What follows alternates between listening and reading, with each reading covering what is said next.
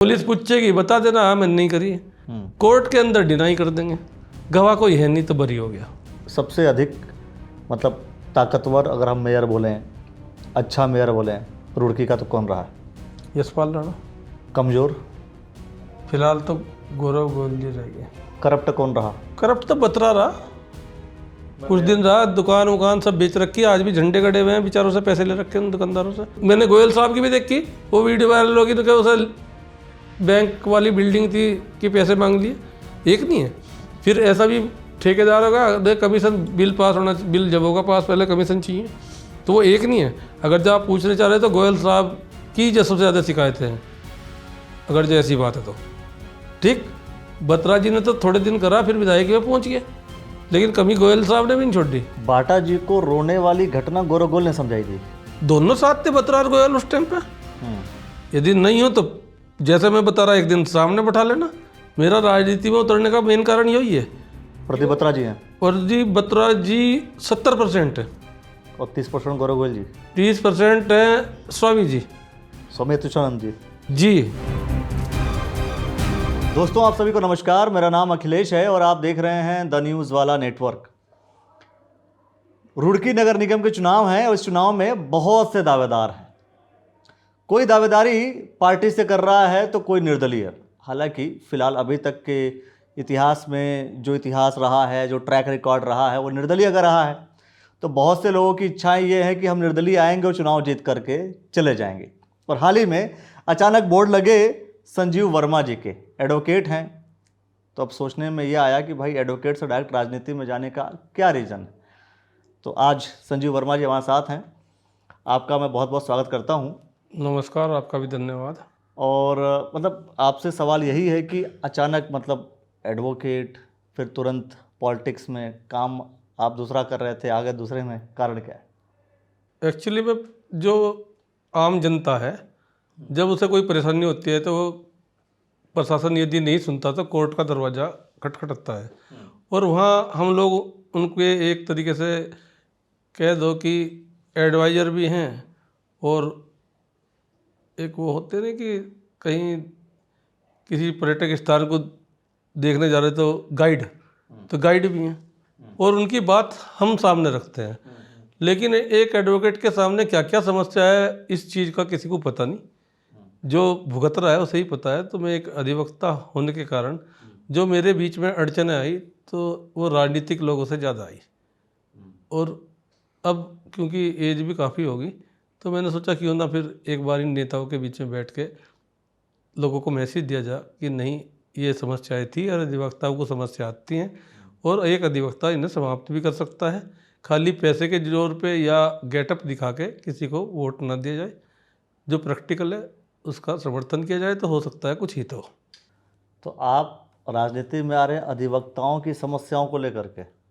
नहीं, मैंने कहा है आम जनता जो परेशान होती है उसका गाइड और वो सब कुछ अधिवक्ता होता है। और क्योंकि हम कोर्ट के अंदर भी ये नहीं कहते कि फला नाम, आपका नाम नहीं लेने का। मैं यदि मैं आपका अधिवक्ता हूँ तो मैं अपने आप को वहाँ पे प्रेजेंट करूँगा कि मैंने ऐसा नहीं किया। तो वही मेरी भाषा आप निकली। आप उस पर अधिवक्ता हो नहीं, समस्या अधिवक्ताओं की भी है कि वो आप एक आशा रख के आए कि हमें कोर्ट से न्याय मिलेगा, और एक अधिवक्ता उसमें सहयोग करेगा। जब अधिवक्ता ही फेल हो रहा है तो फिर क्या किया जाए।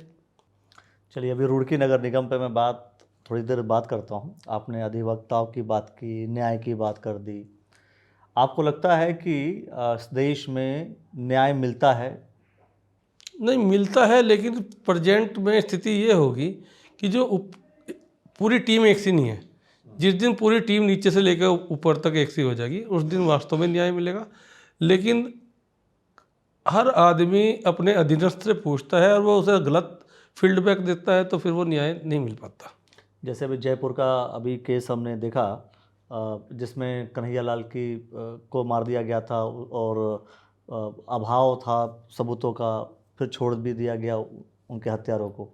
तो जैसे मान लीजिए कि एक बार हम खुलेआम बोल रहे हैं कि हमने मारा है, और मारने के बाद हम कोर्ट में जा रहे हैं, मतलब इट इज़ पर्सनल क्वेश्चन, और ये समझ सकते हैं कि कहीं ना कहीं आपके व्यवसाय से संबंधित भी है। तो ऐसे स्थिति में मतलब क्या क्या चीज़ देखी जाती है न्याय प्रक्रिया में कि भाई हमें पता है कि ये इसने गलत किया है, ये दोषी है, इसके बावजूद भी हम इंतज़ार करते हैं जब तक सबूत नहीं मिलेगा, और क्या ऐसी कैसा सबूत चाहिए होता है कि हम फिर न्याय दे सकें, न्याय कर सकें? आपका जो क्वेश्चन है वास्तव में बहुत अच्छा भी है और पब्लिक को पता भी होना चाहिए। जो घटना होती है, यानी कि आपने एक हत्या की बात की, हत्या 2-3 तरीके की होती है। एक अचानक हम जा रहे थे रास्ते में होगी, एक हत्या है कि जो ग्रामीण क्षेत्र में होती है कि खेत के ऊपर लड़ाई होगी, एक पेड़ पे ऊपर होगी, बहुत छोटी सी चीज़ के ऊपर लड़ाई होती है और हत्या हो जाती है उसमें। और तीसरी हत्या है कि शौकीनी में, मुझे अपना नाम करना है और मैं पेशेवर बन रहा हूँ, जब लोग डरेंगे तो पैसे देंगे। अब इसमें जो वो पेशेवर वाली में उसमें कोई गवाह नहीं मिलता और उन्हें पता है कि मैं पुलिस ने मुझे पकड़ लिया, यदि पुलिस पकड़ लेगी तो मैं उसे ना करूं, मैंने नहीं करी तो पिटाई होगी। तो उसमें क्या है कि 161 के बयान बोलते हैं उन्हें, पुलिस लिखती है, वैसे वो अपनी मर्जी से लिखती है, जो मैं बोल रहा वो नहीं लिखती, उसका भी मैं उदाहरण दे दूँगा आपको। तो मैं पिटने से बचने के लिए हम लोग ही समझा देते हैं, जो कहे उसे हाँ कर दिए भाई छुट्टी, हम लोग ही कहते हैं, इसमें कोई वो नहीं है, मैंने भी जने की आप कह देते हैं कि भाई हाँ कर दो, पुलिस पूछेगी बता देना हाँ मैंने नहीं करी, कोर्ट के अंदर डिनाई कर देंगे, गवाह कोई है नहीं तो बरी हो गया। दूसरी हत्या हुई झगड़े की, खेत पे झगड़े की या डोल पे या पेड़ पे, एक जरा सी डोल काटने पे भी झगड़ा हुआ, उसमें जब भी कभी कोई कत्ल हुआ तो उसमें 100% सजा हुई। ये प्रैक्टिकल है, आप रिजल्ट देख लेना, उठा के देख लेना हिस्ट्री। और तीसरी हत्या होगी सडनली अचानक, उसमें फैसले भी हो जाते हैं, समझौते भी, क्योंकि कुछ लोग समाज के ऐसे भी हैं जो नहीं चाहते कि 2 घर बर्बाद हो। भाई जिसका मर गया वो तो बर्बाद हो ही गया, लेकिन जो जेल गया वो भी बर्बाद हो गया। तो उसमें भी एक वकील की भूमिका बहुत ज़्यादा रहती है, मामले को थोड़ा सा ठंडा किया जाए, शांत किया जाए। शांत क्या, जब मुझे पता लग गया एक बर्बाद हो गया दूसरा होने वाला है, और हो गया अचानक ही, वो आपस रिश्तेदारों में भी हो जाता है, किसी शादी ब्याह में हो जा, मतलब उसके कई पहलू हैं। लेकिन शायद जो है कुछ लोग मेरे जैसे सिर फिरे वो समझौता भी करा देते हैं, इसमें कोई वो नहीं है। तो समझौता कराने से वकील को फायदा है या नहीं है? फायदा वकील को किस में? जिसने वकील ने फायदा देख लिया तो फिर वो वकालत नहीं कर सकता, ये मैं कह रहा हूँ, फिर तो वो पेशेवर हो गया। बिल्कुल मैं पेशेवर नहीं बन पाया आज तक भी, ये मेरी हिस्ट्री है। चलिए एक और केस, चूँकि क्या है कि अब जब सामने एडवोकेट बैठा हो और सवाल जो सवाल चल रहा हो, डिस्कशन चल रहा हो, तो थोड़ा इसी को लेकर के 2-3 सवाल और भी मेरे मन में आ रहे हैं अचानक आपकी बातों से।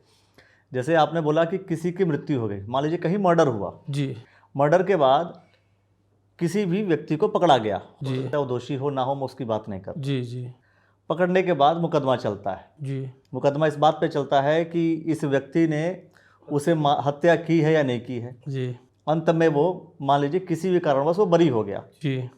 फिर बात यह है कि हत्या की किसने है, ये कभी निकल करके आता है? ये गलती उसकी है जिसने, केस चलता है केस डायरी पे, चार्जशीट पे, नहीं आपको नहीं लगता कि हमें तो पता लग जाता है कि किसने करी। अच्छा, लेकिन जो तनख्वाह ले रहे हैं, हमारे टैक्स के पैसे से तनख्वाह ले रहे हैं, मौज मस्ती ले रहे हैं, उनका दबदबा है, वर्दी में घूम रहे हैं, उनकी गलती है। वे क्या लिख रहे हैं, कमरे में बैठ के तो सीढ़ी नहीं बनती, बनानी भी नहीं चाहिए। अगर जो प्रैक्टिकल में कोई आप कोई भी काम करो, प्रैक्टिकल करोगे तो आपको याद रहेगा, चाहे 10 साल हो। यदि आप एक कमरे में बैठ के एक स्टोरी लिखोगे तो फिर तो सबूत कहाँ मिलेंगे, फिर तो मेरे कोई भी वकील होगा वो जिरह करेगा, मैं कुछ पूछूँ आप कुछ बताओगे, क्योंकि प्रैक्टिकल तो देखा नहीं आपने। जब प्रैक्टिकल नहीं देखा तो आप कहाँ से जवाब दे दोगे, आप भूल जाओगे मैंने 5 साल पहले क्या लिखा था। ऐसी स्टोरी जने कितनी लिखी होंगी, और बस बचने के लिए एक ही गलती बहुत है, आप बच तो गया, पर सवाल ये है कि मारा किसने? मरा आदमी तो मर गया ना जिसको मरना था। वो हमारे कानून बनाने वालों की गलती है, जिसने वो चार्जशीट लिखी वो सही आदमी नहीं पकड़ा, और एक कमरे में बैठ के स्टोरी लिख दी। उनको पनिशमेंट मिलना चाहिए, जिस दिन ये कानून बन जाएगा सिस्टम सही हो जाएगा। चलिए, बिल्कुल, मतलब जो दोष है वो पुलिस वालों का है। वो प्रैक्टिकली कह रहा हूँ, जो कह रहा हूँ ऐसा सबका नहीं है। कुछ लोग हैं जो वाकई भी ईमानदारी से मेहनत करते हैं, मैं हीरो बता दूंगा, लेकिन उनकी जांच बैठ जाती है। क्रिमिनल भी अपना माइंड करता है, पुलिस भी अपना माइंड चलाती है। अब कौन दौड़ लग रही है कौन आगे कौन आगे जा रहा है वो जीत जा रहा है। वही हीरो है। ये बात सही है। देखिए हीरो कौन है, पुलिस वाले हैं या गुंडे, ये जो है फाइट होती रहती है, कौन फर्स्ट आ गया। एक गेम में कौन जीत गया कौन हार गया। चलिए ठीक है, थोड़ा सा आगे बढ़ते हैं। सवाल ये कि आपके जो बोर्ड लगे, इस बोर्ड में बहुत सारे बोर्ड्स में, होर्डिंग्स में मैंने देखे जहाँ पर कभी किसी के फोटोग्राफ्स हैं, कभी किसी के फोटोग्राफ्स हैं, फिर समस्त सहयोगी, फिर कुछ पंजाबी समाज के लोगों का नाम है किसी बोर्ड में, किसी का। तो मतलब आपने सबसे कंसर्न ले लिया था या फिर अपना नाम डाल दिया कि भाई ये लोग हमारे सहयोगी हैं, या सबने मिल करके सच में नाम लिख करके ही बोर्ड टांगा है? इस बात का तो आपको जब फील्ड में उतरोगे जब पता लगेगा। हाँ। मेरे कहने से तो कुछ नहीं होने का। लेकिन हकीकत यह है कि मैं जब से वकालत के पेशे में आया हूँ और उससे पहले जो मेरी लाइफ है, मैंने कभी धर्म जाति या किसी बिरादरी का फेवर नहीं करा। यदि मेरे छोटे भाई ने भी गलती करी तो मैं उसके भी खिलाफ खड़ा हुआ, और यदि कोई भी आ गया मैंने कभी किसी को जायज़ काम को मना नहीं करा। अगर जो गलत काम है तो मैंने कोशिश करी कि उसका समझौता करा दूँ। तो मेरे ख्याल में मेरे से ज़्यादा खुश तो लोग होंगे कि मैं लड़ रहा हूँ। अगर जो किसी को मेरे बारे में कुछ गलत थी तो पिछले 5-6 साल से वो गलत फहमी निकल चुकी तो मैं उसका एंजॉय ले रहा हूँ अपनी लाइफ का। पहले मैं गुस्सा करता था कि लोग मेरे से क्यों डरते हैं, मेरे पे बदमाशों का वकील का टैग लगा हुआ था। वास्तव में लोग मुझसे डरते थे। कोई सही आदमी 1-2 महीना सोच के फिर मेरे ही पास फाइल आई, लेकिन उसने अपने घर में आत्ममंथन करा कि मैं इस आदमी के पास जाऊं या ना जाऊं। कुछ लोगों ने ऐसा डरा रखा था। आज वे मेरे दोस्ती नहीं, मैंने कमाया नहीं है, शायद वही खर्च करेंगे। कभी मौका मिलेगा तो नाम भी बता दूंगा। एक का नहीं, उसी नाम में एक नाम मैं जोड़ देता हूँ, एक नाम मैं ले लेता हूँ। योगेश कुमार के भी बोर्ड लगे हुए, योगेश कुमार जी के साथ आपके बोर्ड लगे हुए हैं जी। तो मतलब उनका ज़्यादा सपोर्ट है आपको लेकर के? नहीं, उससे भी ज़्यादा है कहीं का। पंजाबी समाज का भी दिखा दूंगा, बनियों का भी दिखा दूंगा, और SC समाज का भी दिखा दूंगा, और वाल्मीकि समाज का भी दिखा दूंगा। मैंने पैसे के लिए वकालत नहीं करी, सिर्फ एक जुनून था। सच तो यह है कि मैं एक फौजी था और मेरा वकालत से कोई वास्ता नहीं था। एक हादसा हुआ और मैं वकील बन गया। ठीक, जुनून ये होता कि मुझे बदला लेना था। अब वो आप कैसे भी रूप में मान सकते हो, एक क्रिमिनल के रूप में मान सकते हो, या एक पढ़े लिखे होने से दिमाग से चल लिया तो वकील मान लें। ठीक है। अब किससे बदला लेना है आपको? नहीं, वो खत्म हो गया। नहीं, अब किससे बदला लेना है? राजनीति में जा रहे हैं ना आप? राजनीति में यह है कि मतलब अभी तक देखिए, आपको बदला लेना था, वकील बन गए। यस। अब किससे बदला लेना है कि नेता बनना है? अब उसकी भी बता रहा हूँ मैं। हाँ। वो काम मेरा काफ़ी दिन पहले पूरा हो गया था। उसमें कुछ का महेंद्र सिंह नेगी जी जैसे इंस्पेक्टर का भी योगदान रहा। मैं आज भी उनके पैर छू लेता हूँ। मेरे अच्छे संबंध भी है, और मैं जो आदमी जिस लायक हो उसको उतनी इज्जत देता हूँ। ये नहीं सोचता कि ये बहुत बड़ा है तो मैं उसकी चमचागिरी करूँ, और ये छोटा है तो मैं उससे रेस्पेक्ट ना दूँ।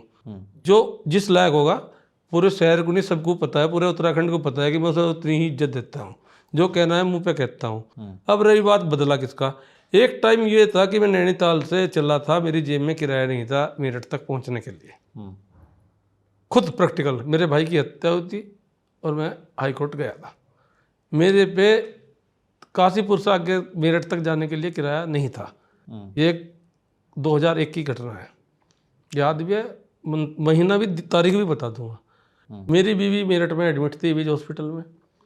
एक मेरे ताऊ जी थे, वे दूसरे हॉस्पिटल में एडमिट थे, और मैं एक रिलेशन था धामपुर में, वहाँ से पैसे उधार लेता। जब मैं आता, इत्तेफाक से ऐसा हुआ कि बीमार होने के कारण वे लोग खुद ही मेरठ जा रहे थे, तो मैं उनकी गाड़ी में चला गया। मुझे मांगने की ज़रूरत नहीं पड़ी। यो मतलब मेरे आत्मसम्मान को ठेस नहीं पहुंची। मांगने पड़ते थोड़ा जमीर सा तो बुरा लगता ही। वो सब बहुत बुरा दौर था मेरी ज़िंदगी का। अब उस हालत में अगर जब मुझे लोग मेरे पास आएंगे जिन पे कुछ है ही नहीं, तो मुझे अपना वो दिन याद है, और मैं एक भी दिन अपनी लाइफ का नहीं भूल रहा आज तक जो मेरे साथ हुआ, और मैं किसी के साथ नहीं होने देना चाहता। यही मेरा असलियत यही है। आप चाहे कभी मुझे चेक कर लेना या पूछ लेना, यदि मुझे भले ही मेरा दुश्मन और उसके साथ गलत हो रहा तो मैं उसका भी फेवर ले जाऊंगा। ये मतलब आदत बन चुकी है। 57 साल एज होगी तो अब क्या बदलूंगा। हाँ, मतलब ऊपर वाले ने मुझे उसका गिफ्ट भी दिया कि मैंने पैसे वालों के बच्चे बिगड़ते देखे हैं। मुझे बहुत लोग कहते थे तेरे बच्चे बिगड़ेंगे, लेकिन आज की डेट में मुझे गर्व से कहता हूँ कि मेरे बच्चों जैसे बच्चे, और लोग भी कहते हैं कि ऐसे बच्चे होने चाहिए। मतलब मुझे भी खुशी होगी जब दूसरा आदमी पढ़ाई करे। अब वही मैं उसी सवाल पे आता हूँ, मेरी भी आदत है हाँ। कि मैं भी थोड़ा सा रिजिड, नहीं, अच्छी बात है। जिस सवाल पे रहता हूँ उसी सवाल पे रहता हूँ। सवाल यही है मेरा कि अब किससे बदला लेना है। मुझे भी पहली बार किसी खिलाड़ी से पालना पड़ा, तो मुझे भी मजा आएगा। तो मैं ये कह रहा हूँ आपसे, आप फिर आप आ गए वकालत में। अब सवाल ये है कि अब राजनीति में आने का मतलब किससे बदला लेना है? सिर्फ उस लोगों से जो सही काम को नहीं होने देते। कौन से लोग, मतलब किस तरीके नेता है, फोन कर दिया, एक सही काम होना। आज भी मेरे घर पे एक महिला आई, उसके दादी बाबा ने उसे गिफ्ट दिया, उन्होंने पाल ली, उन्होंने शादी करी, उसे gift deed, registered gift deed उसका फुप्पा बेच गया, एक ने ले ली, वो 20-30 लाख का माल 5 लाख में खरीद लिया, उसे पिटाई कर दिया। आज पुलिस ने उसे मेडिकल की पर्ची नहीं दी। मैंने मैसेज करा, फ़ोन तो मेरा उठाया नहीं, पर एक मैसेज पे उसे पर्ची मिल गई और मेडिकल हो गया। मेडिकल हो गया तो अब ये FIR लिखने में कितने कष्ट उसे भुगतने पड़ेंगे मुझे नहीं पता, लेकिन ये है कि मैंने कल वो उसे टाइप करवा दी, कल को SSP साहब को रिसीव करवा देगी, एक कॉपी थाने में दे देगी, कर दी तो कर दी, नहीं करी तो रिसीविंग पर हाई कोर्ट से उसे प्रोटेक्शन दवा दूंगा। हाई कोर्ट खुद पूछ लेगी क्यों नहीं लिखी। दरोगा जी कह रहे कि झगड़ा ही नहीं हुआ, मुझे फिर सफाई में वीडियो भेजनी पड़ी, एक वीडियो मेरे हाथ लग गई उस झगड़े की, तो सबूत दिखाना पड़ा। मेरे पे मैसेज आया, हमने मेडिकल करवा दिया है लेकिन ये घटना झूठी है। तो वो वीडियो मेरे हाथ लगी, मैंने उन साहब को भेज दी। मैं कहा सर नहीं, ऐसा नहीं है, झगड़ा तो हुआ, आप वीडियो देख सकते हो। वो हमारी अंडरस्टूड बात है, मैं नाम भी नहीं ले रहा, लेकिन चलो मेरे मैसेज से अगर जो पर्ची दे दी बहुत अच्छी बात है। तो अब आप राजनीति में आ जाएंगे तो सबूत भेजने की जरूरत नहीं पड़ेगी, बिना बोले नहीं, वैसे तो मेरे पे टैग लगा हुआ है कि मैं जो किसी गलत आदमी का फेवर नहीं लेने का फिलहाल की डेट में। और कभी आप पूछना होगी किसी सही अधिकारी से तो वो अपने अधीनस्थों से भी कह दे कि संजीव अगर जो कह रहा था वो झूठ बोल के कोई FIR या पैसे कमाने के लिए काम नहीं करेगा। कुछ समय पहले गौरव गोयल के पेज पर मैंने आपके स्टेटमेंट देखे। यस, आप जो है खुलेआम प्रदीप बत्रा जी के लिए बोल रहे थे, क्योंकि वो गौरव गोयल जी, मैं तो आज भी बोल रहा गौरव गोयल जी के भी खिलाफ बोल रहा है, ऐसा नहीं है। मैंने इन दोनों आदमियों से कभी हाथ नहीं मिलाया। दोनों आदमी से हाथ नहीं मिलाया आपने? यकीन मानना, कोर्ट में ये दोनों वोट लेने गए थे, मैंने हाथ नहीं मिलाया। उसका कारण था क्योंकि किसके साथ कौन घूम रहा है उससे भी इफेक्ट पड़ता है।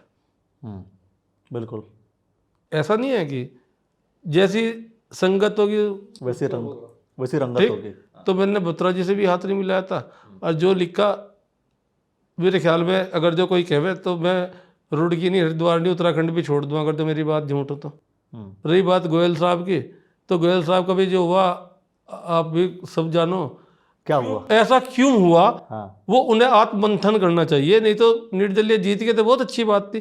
पहले RSS के लोग लगे हुए थे उनके साथ में, ठीक। अगर जब बत्रा जी को जिताया तो गोयल ने जिताया, बाटा को अगर जरूर आया रामनगर में तो गोयल ने ही बाटा को समझाया कि बस रामनगर में रो पड़िए याद दो के बाद, और वो जीत गए। ज़्यादा जनता से नहीं जीतते। बाटा जी को रोने वाली घटना गौरव गोयल ने समझाई थी। दोनों साथ थे, बत्रा और गोयल उस टाइम पे। यदि नहीं हो तो जैसे मैं बता रहा, एक दिन सामने बैठा लेना। लेकिन मैं उनके बीच में नहीं था। मुझे आज तक किसी भी व्यक्ति ने किसी नेता के पास नहीं देखा। नहीं, आपने संपत्ति के मामले में अभी एक चूंकि बयान आपने किसी नेता के साथ देखा, चलिए वो तो छोड़ दीजिए, उस पर तो हम चर्चा कर लेंगे। अभी आपने प्रदीप बत्रा जी के कुछ संपत्ति को लेकर के भी आपने बयान दिया। हाँ, जो गौरव आज से थोड़ी दे रहा, 2022 से दे रहा। प्रशासन ने करा क्या? मेरा राजनीति में उतरने का मेन कारण यही है। प्रदीप बत्रा जी हैं। प्रदीप बत्रा जी 70% है और 30% गौरव गोयल जी। 30% है स्वामी जी, स्वामी अतुष्टानंद जी। जी, स्वामी अतुष्टानंद जी। जबकि मैं उनके आदमी का भी वकील रह चुका, कुलदीप था एक, अच्छा, श्यामपुर का, पता कर लेना। और कम से कम 100 लड़के थे उनके चिल्ले जो मेरे पास थे, और जो काम असंभव लग रहा था उन्होंने मैंने करा के दिया। ठीक, हाई कोर्ट तक की बता दी थी लोगों ने उन्हें। ठीक है, उन्होंने मुझसे मिलने के लिए कहा भी था, भेजा भी था आदमी को, वही आ जाएगा। लेकिन मुझे, मेरा टेस्ट राजनेताओं की चमचागिरी करने का नहीं है। यदि कोई भी गलत है तो मैं तो कहूँगा भाई। 30% तो स्वामी जी हो गए।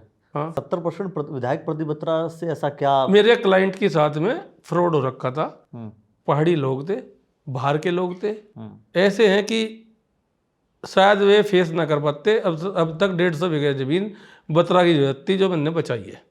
उसमें 6-7 आदमी जेल में भी हैं, रुड़की जेल में ही हैं। फिर एक हॉस्पिटल में भर्ती करवा दिया, 10,000 रुपये रोज हॉस्पिटल वाले डॉक्टर लेने लगे, डेली के 10,000 रुपये। किसको? डॉक्टरों को ही जा रहे होगे जिनने फर्जी रेफर करा था, या जो वहाँ का मालिक है, अब जिस पे जा रहे थे। लेकिन जिस टाइम वो भर्ती हुआ उस टाइम बत्रा जी का पीए वहाँ था। आप वीडियो निकाल लो, मैंने फुटेज मांगी, दी नहीं गई मुझे। मैंने मेडिकल के कागज मांगे, सूचना के अधिकार ने मुझे दिए नहीं। मैंने कहा ऐसा कौन सा टेस्ट था जो इसे भर्ती करना पड़ गया, पहले टेस्ट तो कराते जब भी भर्ती करते थे। हाँ, तो वो भी नहीं मुझे मिला। एक फिल्म देखी थी मैंने, उस फिल्म का नाम मुझे याद नहीं आ रहा, शायद मैं दुला दूंगा, हाँ, मैं दुला दूंगा आप डायलॉग। तो उसमें क्या होता है कि वो एक बंदा बोलता है कि मेरे जो है पैर में दिक्कत है। नायक फिल्म थी। जी नायक फिल्म में ही वो बोलता है कि मेरे भाई मुझे दिक्कत हो गया, मैं हॉस्पिटलाइज हो गया। यस, तो फिर वो दोनों हीरो जाते हैं, मुझे लगता है हाँ अनिल कपूर और वो शायद जाते हैं। वो कहते हैं मैं पूरी स्टोरी बता। हाँ, तो वो कहते हैं कि भाई तेरे बीमारी हो गई थी, तेरा हमने एक पैर काट दिया।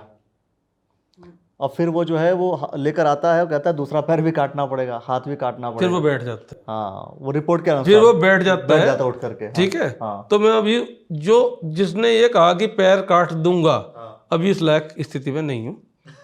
नहीं, पैर काटना पड़ेगा। मैंने क्या कहा? अकॉर्डिंग टू ये क्या वो बोलते हैं, वो उस टाइम पे एक दिन का मुख्यमंत्री था। हाँ, मैं तो कुछ भी नहीं, एक वकील हूँ, और वकील को समझ क्या रहा है प्रशासन, कुछ भी नहीं समझ रहा। उसमें एक्चुअल में क्या था कि वो रिपोर्ट में लिखा हुआ था कि भाई इसे ऐसी बीमारी है कि ये सब चीजें काटी। मैं तो खुद कह रहा हूँ कि हॉस्पिटल को आप देख लो, अगर जो हॉस्पिटल ने आपको दिया ही नहीं कोई भी रिपोर्ट कार्ड। आप नहीं दिया, अपील कर रखी मैंने, मैं कोई झूठ नहीं बोल रहा।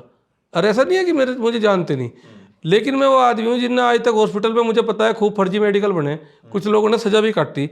सही काम में तो सजा मिली नहीं, फर्जी में होगी, लेकिन मैंने नहीं बनवाया। कानून पे तो आप जब से बात कर रहे हैं, कानून पे तो सवाल ही सवाल खड़े होते जा रहे हैं लगातार। कानून पे नहीं हो रहे, उस मेडिकल बनाने वाले, ये कानून पे नहीं सवाल है। कानून तो वो करेगा जो दिखाई दे रहा, तो फर्जीवाड़ा हर जगह चल रहा है। कानून वो करेगा जो दिखाई दे रहा, ठीक।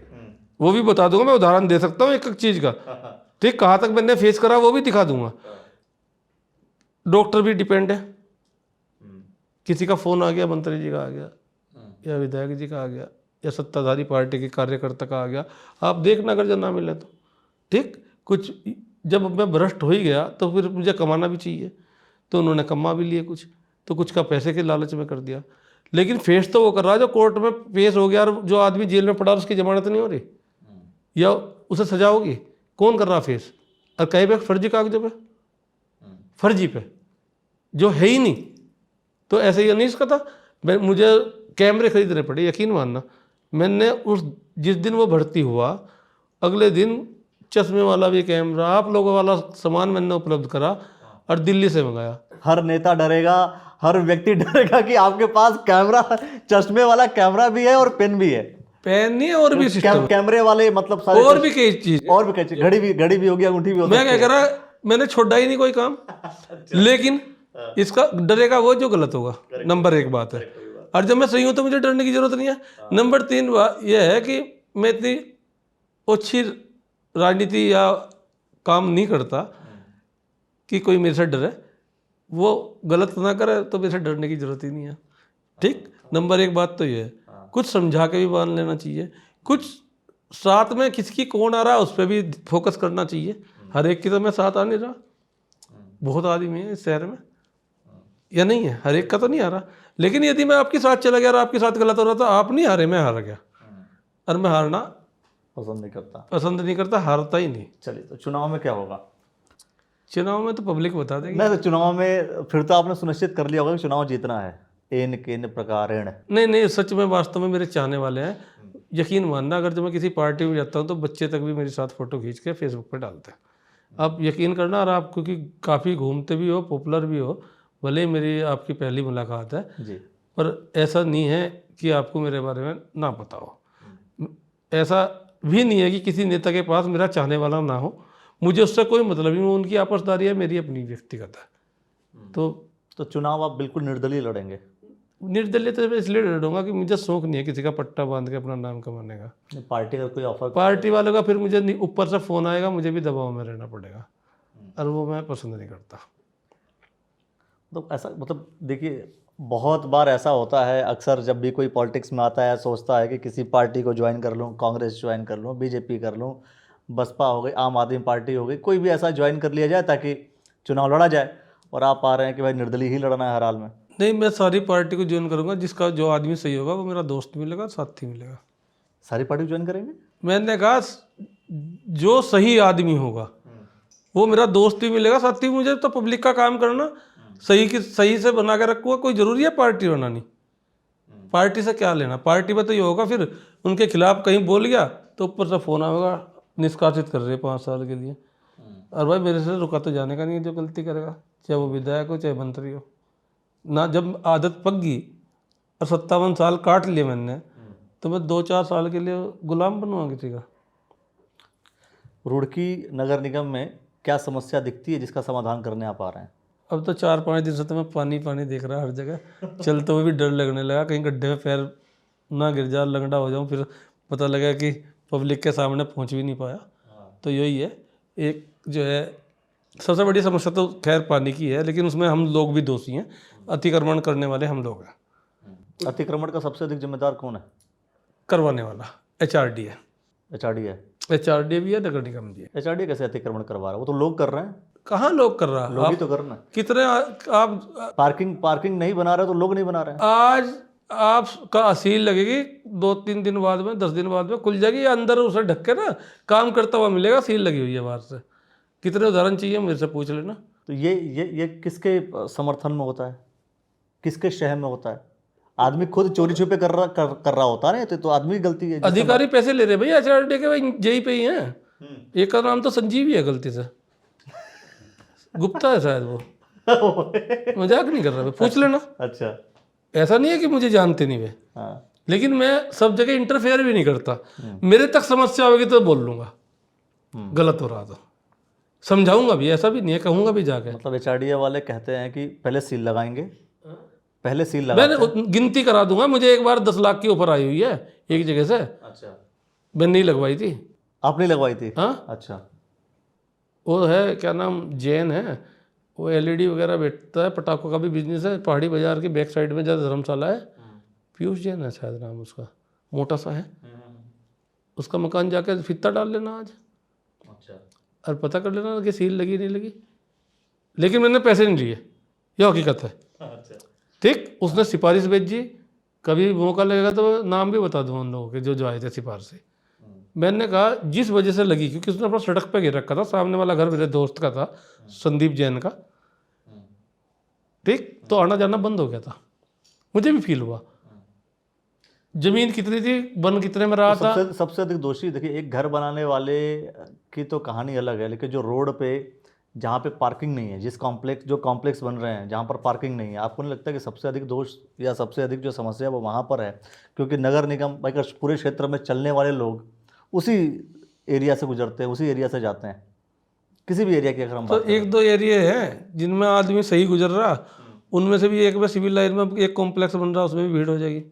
और वो शायद अवैध ही सही है, जहाँ तक मुझे उम्मीद है, बनना नहीं चाहिए था।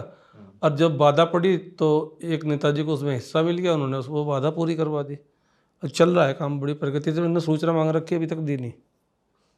नेताजी यहाँ के जनप्रतिनिधि हैं। बिल्कुल जनप्रतिनिधि, उन्होंने पैसे से मतलब है, पब्लिक के लिए क्या करा मैंने उसका कोई मतलब नहीं। इन्होंने मुझे वोट दिया, पता नहीं उन्होंने ये सोच लिया कि मुझे अगली बार लड़ना नहीं, या पैसे ही देंगे हम लोगों को जब हम वोट देंगे उन्हें, या उन्होंने सोच लिया कि हम बिकाऊ हैं खुलेआम। कुछ तो होगा कारण। ठीक है, अब कॉम्पिटिटर आपका होगा कौन? कॉम्पिटिटर आपका कौन हो सकता है? ऐसे मान लीजिए कोई चुनाव लड़ रहे हैं सब लोग, बीजेपी का व्यक्ति होगा, कांग्रेस का होगा, इंडिपेंडेंट वाला होगा, जो भी होगा, मेरा भाई होगा, छोटा या बड़ा। हाँ, तो छोटे भाई को और दोस्त को तो छोड़ देंगे, फिर आप कहेंगे फिर तुम जीत लो। नहीं, वो तो उसने अच्छे, मैं तो उसके साथ और ज़्यादा जोर से फाइट करूँगा कि उसने जो करा वो भुगतेगा, मैंने जो करा मैं भुगतूँगा। अब हम दोनों की बंद मुट्ठी है, जब खुलेगी तो दोनों को पता लग जाएगा मैंने क्या किया।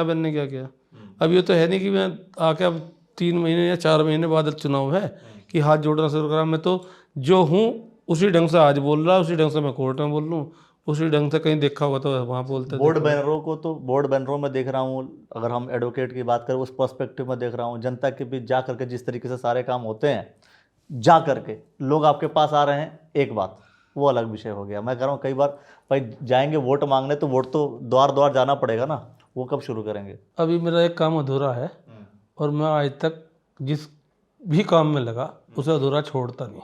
कौन सा काम अधूरा हो गया ऐसा? एक सचिन प्रधान है, उसे जेल भेजना मेरा मकसद है। 2022 में मैंने उसकी FIR करा रखी थी, अपने नाम से करा रखी थी, क्योंकि वो धमका देता था, पैसे से खरीद लेता था।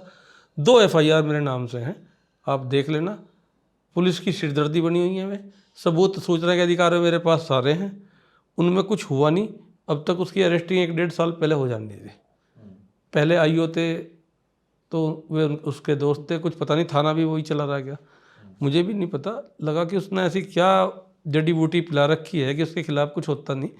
लेकिन मेरी जिद ये है कि मैं पब्लिक के सामने हाथ जोड़ने नहीं, गले मिलने भी जाऊंगा, जब भी जाऊंगा जब वो अंदर हो जाएगा। तो मैं इस टाइम फिनिशिंग लाइन वाली पूरी, कहते नहीं कि जब रेस लग रही हो तो फिनिशिंग लाइन पर आदमी को पूरी शक्ति लगा देनी चाहिए।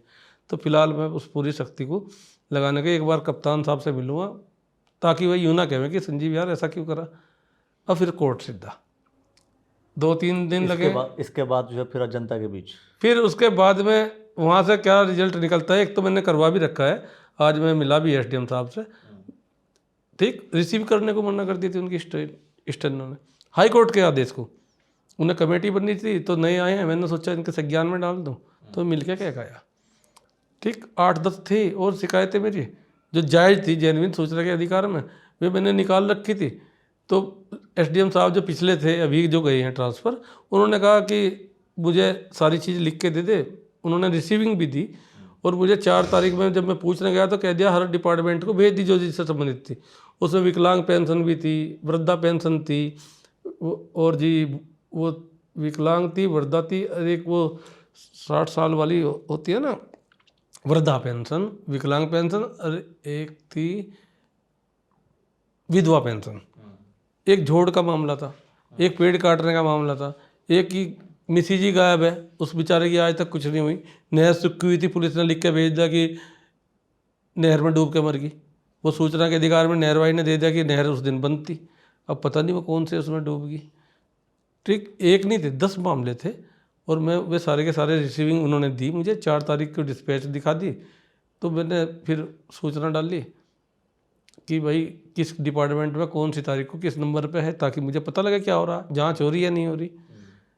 तो वो दी नहीं थी मैडम ने। आज मैं नए SDM साहब से कह के आया कि ये मेरी हैं, और फॉर्मेलिटी मान लो मुझे पता है क्या हो रहा और क्या होगा, क्योंकि हाई कोर्ट भी पहले यही कहेगा जाते ही कि आपने शिकायत करी अधिकारियों से। तो मैं वो कोई कमी नहीं छोड़ना चाह रहा कि मेरे से क्वेश्चन हो, जैसा आप पूछ रहे हैं मैं उसका जवाब ना दे पाऊँ। करेक्ट। तो वहाँ भी जवाब मैं नहीं देने का, वो डॉक्यूमेंट देगा किसने कब रिसीव करा। चलिए कुछ स्पष्ट सवाल और जवाब पर आते हैं।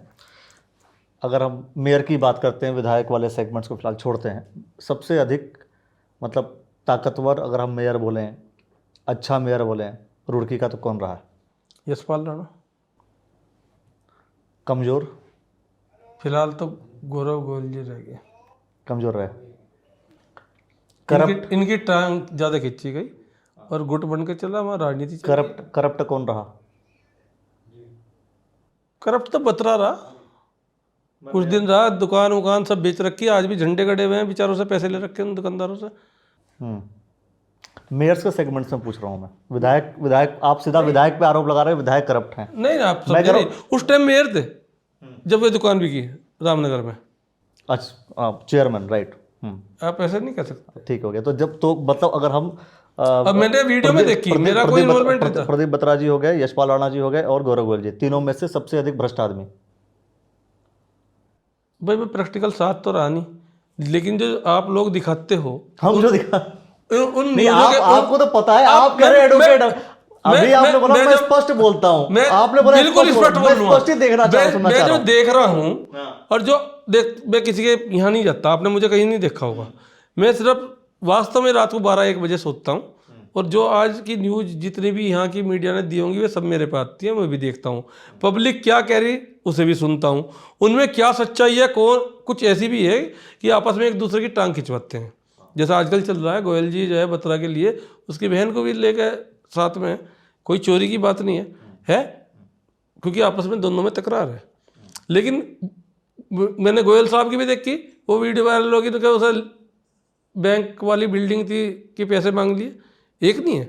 फिर ऐसा भी ठेकेदार होगा, देख कमीशन बिल पास होना, बिल जब होगा पास पहले कमीशन चाहिए, तो वो एक नहीं है। अगर जब आप पूछने चाह रहे तो गोयल साहब की जो सबसे ज़्यादा शिकायतें हैं, अगर जो ऐसी बात है तो ठीक। बत्रा जी ने तो थोड़े दिन करा, फिर विधायक में पहुंच गए, लेकिन कमी गोयल साहब ने भी नहीं छोड़ दी।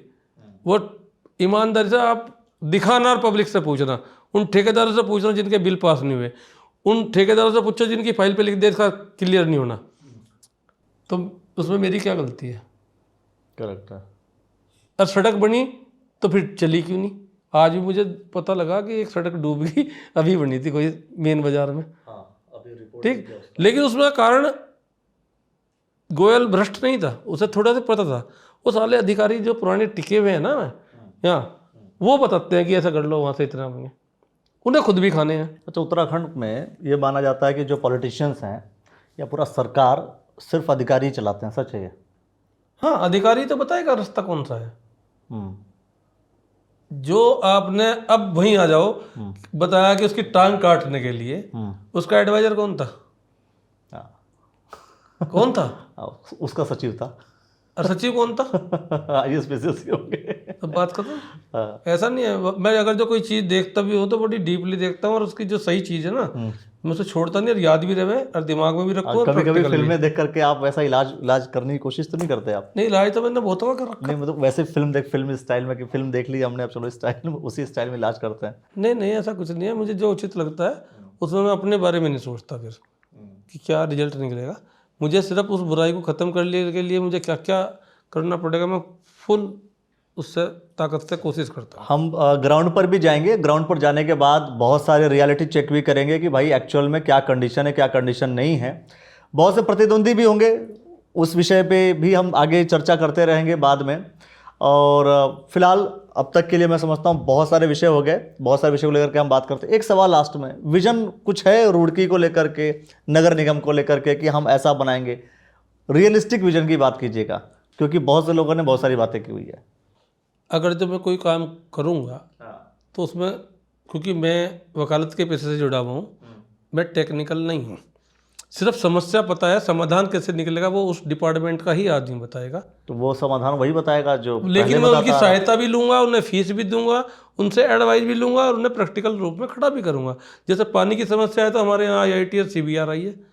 अगर जो ये वाली बात तो कई लोगों ने बोल रखी है और कई वर्षों से लगातार बोलते हैं। आप सुनते रहना, लेकिन ये नहीं बोल रहा कि उन्हें इनका सहयोग लेना चाहिए था। बाहर के लोग भी इनका सहयोग ले रहे हैं। ये रुड़की में रह के, रुड़की में जो सुविधा है और जो गरिमा थी उसे ख़त्म करने में लगे रहे, उसे बढ़ाया नहीं तो जब लोकल हैं, क्या हम आपस में एक दूसरे के जानकार नहीं है? कुछ तो हैं, और कुछ तो हैं तो उनके द्वारा हम जो उसका स्पेशलिस्ट है उसके दौरे भी पहुँच सकते हैं। तो क्यों नहीं लिया सहयोग? क्या एक कप चाय भी नहीं पिलाई होगी कभी दौरे बैठ के? उनके यार समस्या यार कैसे ख़त्म हो जाए, मैं फ़िलहाल हूँ, लोग मुझे बाद में गाली ना दें। अगर जो कहा करा हो किसी ने तो बता दियो, कहा नहीं, ये बात कही तो मैंने ही जो इंटरव्यू हुए उसमें कही, और कहीं नहीं है, प्रैक्टिकल भी होगा। प्रैक्टिकल होगा। जल भराव तो बहुत ये कॉमन चीज़ हो गई, कुछ अलग क्या लेकर के आएंगे? मतलब जल भराव क्या है कि मैं समझता हूँ नगर निगम का चुनाव लड़ने के लिए जब भी कोई आता है तो हमेशा एक ही जल भराव बहुत है, जल भराव बहुत है। विधायक जल भराव की समस्या समाप्त नहीं कर पाए, मेयर दो आए वो जल भराव की समस्या समाप्त नहीं कर पाए, और आपने बोला ईमानदार मेयर, आपने जिक्र किया यशपाल राणा जी का। नहीं, मैंने यूं नहीं कहा, आपने कंपटीशन करा उन तीनों में, तीनों में बेहतर आपको यशपाल राणा जी लगे। यस, लेकिन फिर भी वो कहते हैं कि यहाँ पर 6 साल बैन लगा। उन्होंने बोला ये समस्या का समाधान मैंने नहीं कहा सकता, उन पे 6 साल का बैन उन्होंने लगा। बोला ये समस्या का समाधान, ये जल भराव की समस्या पूरी उजाड़नी पड़ेगी तब जाकर के नहीं, ऐसा नहीं है। कुछ अतिक्रमण रिक्वेस्ट से खत्म होगा, कुछ कोर्ट के आदेश से होगा, ठीक, और कुछ जो इंजीनियर हैं टेक्निकल वो कुछ रास्ता बताएंगे, और बिना विरोध के जितना अच्छे से ख़त्म नहीं होने की, लेकिन कम तो करी जा सकती है, ख़त्म तो नहीं होने की। मुझे पता रुड़की दोबारा उजड़ गया, गांधीनगर या चंडीगढ़ तो बनने का नहीं, यहीं रहेगा। कुछ लोग तो ऐसे हैं जिनका मकान भी टूट जाएगा तो बेचारे में बनाने को पैसे नहीं है। मैं भी नहीं चाहूँगा कि ऐसा हो, बद्दुआ किसी की नहीं लेनी, छत किसी की नहीं छीननी चाहिए, लेकिन कुछ तो समाधान निकलेगा। यदि 40-50% पे चले गए और फिर दूसरा सफाई नालों की सफाई के नाम पे सिर्फ पैसे ही खाए गए हैं, नालों की सफाई नहीं हुई। अगर जो हुई हो तो आप पूछ लेना, जो स्वीपर बेचारे करें या सफाई करें उनसे पूछ लेना कि पूरी नाले की सफाई हुई या ऊपर से हटा दिया, चल रहा काम। कोई बात नहीं, बहुत सारे विषयों को लेकर चर्चा करेंगे, लेकिन लास्ट में एक सवाल और कर लेता हूँ आपको कि अगर आपको कभी सलाह लेना पड़ा तो 3 लोग हैं जो चेयरमैन और मेयर रह चुके, गौरव गोयल जी, यशपाल राणा जी, प्रदीप बत्रा जी, सलाह किसकी लेंगे आप? 3 आपकी नज़रों में रुड़की के हैं? मैं रुड़की की बात कर रहा हूँ। मैं अभी मैंने कहा सिर्फ रुड़की नगर निगम की बात कर रहा हूँ, मैंने हरिद्वार की बात नहीं की, मैंने देहरादून की बात नहीं की, मैं बाहर जा ही नहीं रहा हूँ, मैंने विधायक वाले सेगमेंट की भी बात नहीं की, मैं बात ही रुड़की नगर निगम की कर रहा हूँ। देखो मैं जो हूँ ना, सलाह पब्लिक की लूँगा, इन तीनों में से किसी की नहीं लेंगे? नहीं, इनकी नहीं लेने का। सिर्फ इतना है जरूर है कि मैं यशपाल राणा की तरह, जैसे इन्होंने बैठते ही कह दिया ठेकेदारों को मुझे कमीशन नहीं चाहिए, ये सबको पता कि मुझे भी नहीं चाहिए, ठीक। दूसरी बात है कि नज़रअंदाज जो आदमी काम कर रहा कमाने के लिए कर रहा, मैं ऐसा भी नहीं करने का कि उसके नुकसान हो और कमाई ना हो, लेकिन मैं ये भी नहीं चाहने का कि वो वहाँ चीटिंग कर दें। नंबर 1 बात। नंबर 2 बात यह है कि सलाह, कुछ मेरे हमदर्द ऐसे हैं कि इन्हें बनाने में उनका योगदान है और वो इनके संपर्क में भी है, मेरे भी हैं और मेरे चाहने वाले भी हैं, ठीक। अब फिर जेई है, मुझे यूँ भी पता, अब मंगलोर वाला जेई जो है यहाँ भी एक सड़क 2 बार बिल पास हो गई, पता मुझे सब है, तो मैं उन पर फोकस रख लूँगा। 2 बार बिल पास ना हो, एक ही सड़क 2 बार अचानक ना बन जाए कागजों में, ठीक है ना। तो पैसे का मिसयूज भी नहीं होना चाहिए और काम होना चाहिए तो ढंग का होना चाहिए, ठीक। मैं ऐसा भी नहीं करने का कि ठेकेदार मेरे पे पैसे खर्च करेंगे और मुझे चुनाव लड़ाऊंगा, फिर मैं उन्हें टेंडर दूंगा। गुलाम नहीं बनना बिल्कुल भी, जो काम होगा बिल्कुल ईमानदारी से होगा, जिसे भी मिलेगा ईमानदारी से मिलेगा। अच्छा, कई बार ऐसी सड़कें होती हैं जो 2 बार बन जाती हैं कागज में। मंगलोर का चेयरमैन इसी तरीके से गया था। अच्छा, रुड़की में भी बहुत सारी ऐसी सड़कें हैं, इसको लेकर के हम चर्चा करते मैंने रहेंगे। कोड वर्ड में कह दिया तो वो तेरा क्यों मुझे से बिल्कुल ऐसा करवाओ कि उनके समर्थक भी मेरे से नाराज हो जाओ, हैं मेरे अच्छा, आपके बीच में ऐसा नहीं है। मेरा किससे लड़ाई नहीं है कभी। रुड़की में कौन कौन सी सड़क है बता सकते हैं जहाँ पर 2 बार बन गई? वो तो बिल बता देगा। 1-2 तो ऐसा भी हो रखा नगर निगम में, एक टेंडर छुटा, उसने फिर काम नहीं करा, तो जो काम नहीं करता तो उसकी मेरे ख्याल में जो धनराशि है वो जब्त हो जाती है। आप जाके फाइल गायब है, जाके चेक कर लेना, अभी तक पाई नहीं, रिलीज कर रखे पैसे, काम नहीं हुआ, पैसे रिलीज कर दिए। यस, उसने टेंडर छोड़ दिया। फर्स्ट नंबर मेरा था तो मेरी जब्त होनी चाहिए थी राशि, जब मुझे टेंडर मिल गया और मैंने एक्सेप्ट कर लिया, ठीक। सेकंड वाले या थर्ड वाले ने काम करा, पहले वाले को रिलीज हो रखे पैसे, आप देख लेना, सूचना के अधिकार में नहीं फिर वो सेकंड थर्ड वाले को भी किया होगा, ठीक है, नहीं जिसने किया होगा, हाँ उसे मिला, ठीक। हाँ, लेकिन फर्स्ट वाले के पैसे रिलीज कर गए जबकि वे जब्त होने चाहिए थे। बिल्कुल सही बात है, ठीक। हाँ। कुछ बाबू ऐसे हैं जो पुराने बैठे हैं, नगर निगम ज़्यादा वही चला रहे हैं। मेरी नज़रों में एक आदमी उन्हीं बाबुओं की वजह से चल मेरी नज़रों में है और उनका स्टेटस आज क्या है तो वो आप देख लेना, मतलब पूर्ण रूप से संपूर्ण है। वे हैं बाबू, नाम के बाबू हैं, पैसे वाले हैं शहर के, बड़े बाबू हैं। अब बड़े छोटे मेरी नज़र में तो बाबू ही। बाबू बड़े हो गए ना फिर तो। बड़े तो उन लोगों ने कर दिया ना, खुद भी खाओ और दूसरे को भी खा लेने दो, खुआ तो वही रहा, हाँ, बाबू ही तो ला के दे रहा, परेशान करेगा। जब एक फाइल एक दिन में उठनी चाहिए थी वो 10 दिन बाद उठेगी, 1 महीना चक्कर काट के आदमी थक के ही कहेगा जी जो लेना ले लो, सीधा है सिद्धांत। चलिए, करप्शन की भी बात करेंगे, भ्रष्टाचार कितने हुए, कहाँ कहाँ हुए, इस विषय को लेकर के खुल करके चर्चा करेंगे कभी और किसी और वक्त में, किसी और विषय और सारे विषय भी होंगे जो आ जाएंगे, और सड़कों पे जा कर के ये भी पता करने की कोशिश करेंगे कि आखिर जनता संजीव वर्मा जी को कितना वोट देने के लिए तैयार है। आपने जो समय दिया हमें इसके लिए बहुत बहुत धन्यवाद। आपका भी धन्यवाद। दोस्तों, वीडियो को लाइक कर लीजिए, शेयर कर लीजिए, चैनल को सब्सक्राइब कर लीजिए, और क्या पूरे डिस्कशन को लेकर के आप कहना चाहते हैं वो आप हमें कमेंट सेक्शन के माध्यम से ज़रूर बताइए। देखते रहिएगा द न्यूज़ वाला नेटवर्क। बहुत बहुत धन्यवाद, बहुत बहुत शुक्रिया।